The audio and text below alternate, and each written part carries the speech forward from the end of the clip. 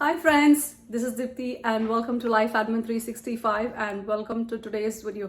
Today's video is a slightly different video in that one of my subscribers suggested to do a simple daily what I cooked video, and I think I'm going to implement that suggestion. So do let me know in the comment section what you guys think about this particular video. It's about 9:30 in the morning right now. I have about an hour 15 minutes before I need to make today's lunch. I do have an 11 o'clock dentist appointment, so this is really time bound. My plan for today is to make green beans sabji. I have soaked and sprouted matki, which is a kind of a bean. It's also called mud or moth beans.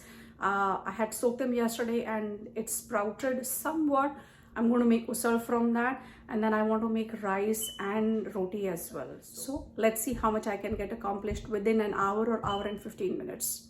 Sunday morning, that is yesterday morning, I kept 2 cups of dry matki beans for soaking, and after about 10 hours or so they were fully soaked. Drained out the old water, rinsed it thoroughly, removed all the water, wrapped it in a kitchen towel and put it in a draft free area for sprouting. And today morning they have sprouted, but not a lot, just enough to cook. So the first thing I'm doing is putting these soaked matki for pressure cooking for 2 whistles only and then releasing the pressure immediately. I'm not going to wait for the pressure to release naturally.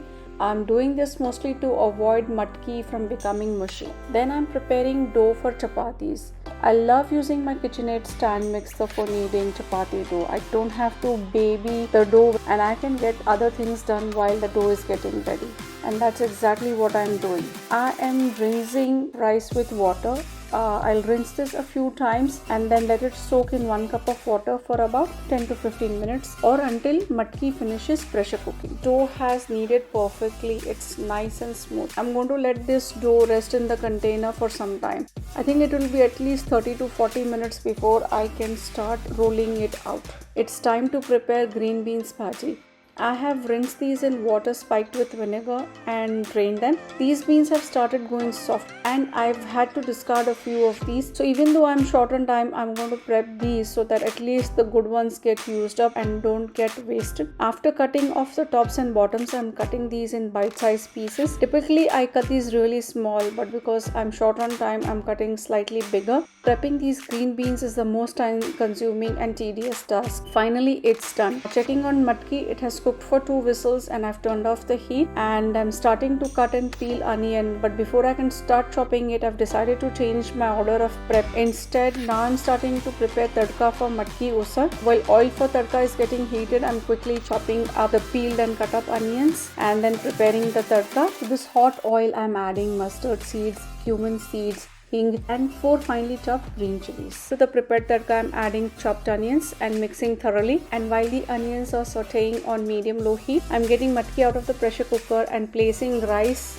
in its place for pressure cooking. I will pressure cook rice for only 1 whistle. Going back to usal, I've portioned out half of the usal in a separate container for using it at a later time, and I'm going to use only this one half for making the usal. Then I'm adding finely chopped garlic and giving the mixture a good stir. Then I'm adding tomato puree and turmeric powder and stirring everything and adding half a portion of the cooked matki and mixing it well with the masala. Once it's mixed well, I'm adding water rinsed from the tomato puree jar, mixing everything well, adding salt, guda masala, a little bit of jaggery. I didn't record the jaggery portion, but I did add a little bit of jaggery, and then I'm adding powdered fennel seeds. Giving everything a good stir, bringing it to a gentle simmer. Then once it's starting to simmer, I'm moving the pot to the back burner, and in its place I'm placing stainless steel pan for preparing green beans bhaji.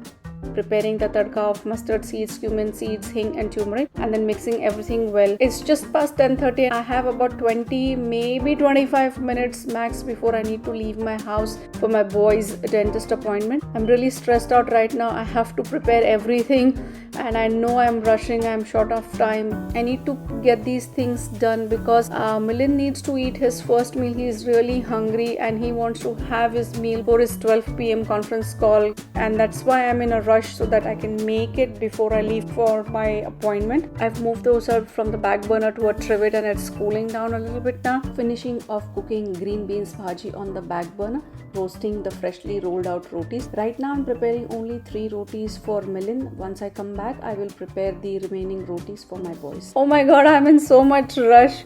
Well, when all is said and done, I have cleaned up well, counters and stove is clean, floor is swept and sink is decent as well. I don't have time to transfer food from pots to containers, but that's okay. And it's 10:54, I've managed to get dressed and I am heading out immediately. I think I'll be late by a couple of minutes, but it is what it is. Anyways, I'm back home from boy's dentist appointment and I have transferred the remaining food from pots to containers. As I was about to transfer this green bean sabji, I realized that there's a lot of oil remaining in the pan. So added a little bit of besan and roasted it for about 5 to 7 minutes and cooked it for another minute or so, and then transferred this besan coated green bean sabji to this container. After our lunch was done, I cleaned up the sink, put all the dishes in the dishwasher, and I called it an afternoon. I'm taking a break for about an hour or hour and a half. In that time, I'm going to get a little bit of YouTube work done before I return to prepare some kind of a snack for boys. Now it's about 3 p.m. in the afternoon and I am ready to make a snack. Today I'm preparing a very simple 3-ingredient snack. It's Rice Krispie treats. All I need are 5 cups of Rice Krispies, 10 ounces of marshmallows. I am using vegan marshmallows, but the original recipe calls for the regular marshmallows. And lastly, 3/4 cups of unsalted sweet cream butter.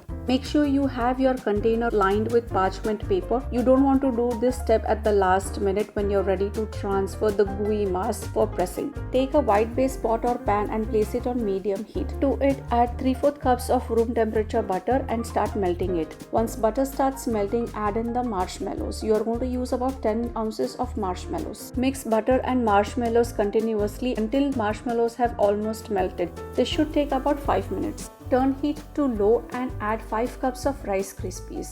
Rice Krispies are already a sweetened cereal, so there is no need for additional sugar. Quickly but thoroughly mix the Rice Krispies with the gooey buttery marshmallow mixture until well combined. If desired, add in about half a cup of chocolate chips.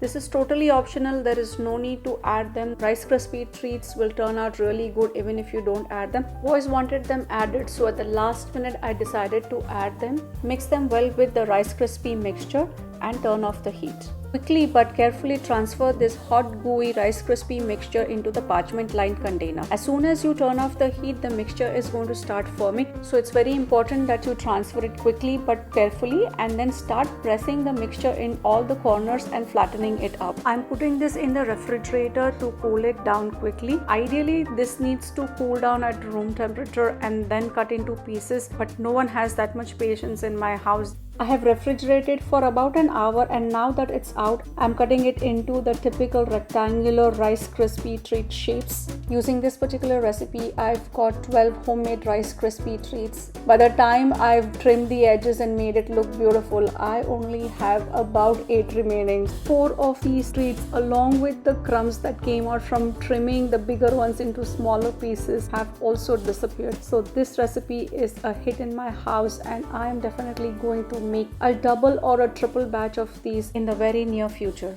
Initially, my plan for tonight's dinner was to make misal from the leftover usal from morning, but when I checked the refrigerator, I found this previously prepped zucchini methi dough.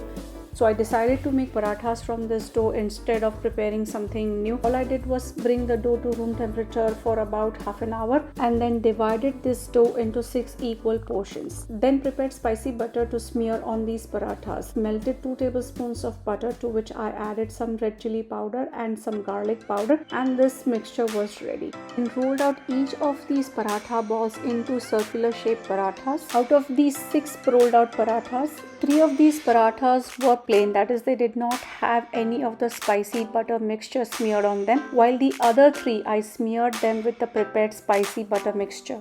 Sprinkled a little bit of whole wheat flour over the spicy mixture, then folded the edges of the paratha over each other to form a rectangular dough, which I then turned it into a circular paratha. Then roasted each of these paratha on a griddle that was heating on medium heat. Just along the edges of the paratha with a spatula to ensure that the edges were cooking properly as well. Smeared a little bit of butter on each side of the paratha as it was roasting, and then pressed and turned the paratha around to ensure that it cooked very well from all the sides and the edges as well. To go along with these parathas, I quickly made bundi raita, very easy to prepare. Whipped about half a cup of whole milk yogurt and to it added bundi, a little bit of salt and a little bit of red chili powder, and it was done. Look at these parathas, how soft they have turned. I'm scrunching them, but they are not tearing apart or crumbling down. They have turned out really soft. Serve the spicy bundi raita along with these parathas and they disappeared in no time. That's it, y'all. These were the 3 things that I prepared today. Thank you so much for watching today's video. If you like today's video, do give it a big thumbs up. And if you haven't already subscribed, do subscribe to my channel for more meal planning, meal prepping and recipe videos. Also, if you have any suggestions for me or would like to see some other kind of videos, do let me know in the comments section below. Your likes, your shares, your comments and your subscriptions help me become better and reach far and wide. Thank you once again. See you all in the next one.